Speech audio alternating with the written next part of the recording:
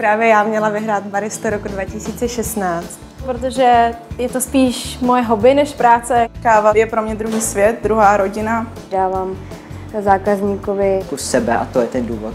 A všechny věci dělat s láskou. Jsem v tom na 120%.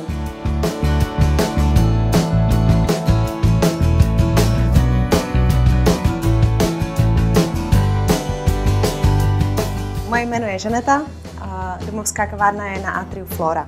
Do soutěže jsem se rozhodla jít, protože když něčemu věnuju tolik energie jako kávě, tak chci vidět, že to má nějaký výsledek. Jmenuji se Michaela Kindlová a pracuji na naší kavárně na Národní třídě. Protože bych si chtěla dokázat, že jsem nejlepší a ukázat všem, že kávu umím připravovat a připravuji dobře.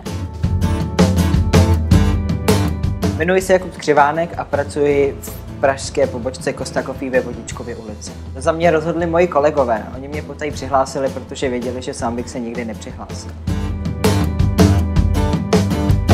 Jmenuji se Markéta Voborská a pracuji v Costa Coffee na Novém Smíchově. Rozhodla jsem se ukázat, že do každé kávy dávám své srdce. Jmenuji se Barbora Proroková a pracuji v kavárně Costa Coffee v Provaznické ulici v centru Prahy. Soutěž pro mě byla velkou výzvou zamakat na sobě a získat nové zkušenosti.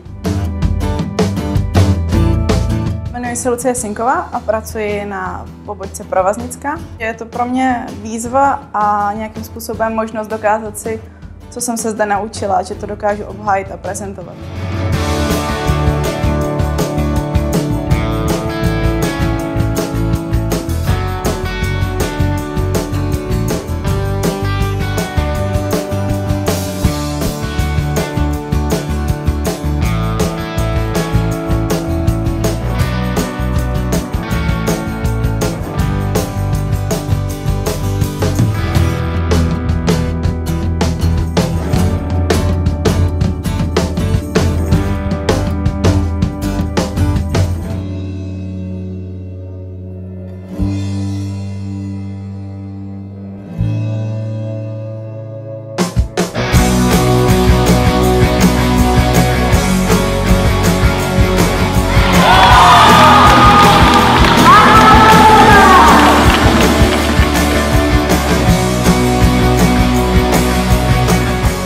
Mám teď naprostý takový mix pocitů od radosti až po lítost nad ostatními finalisty, protože byli všichni opravdu skvělí, ale převažuje určitě radost.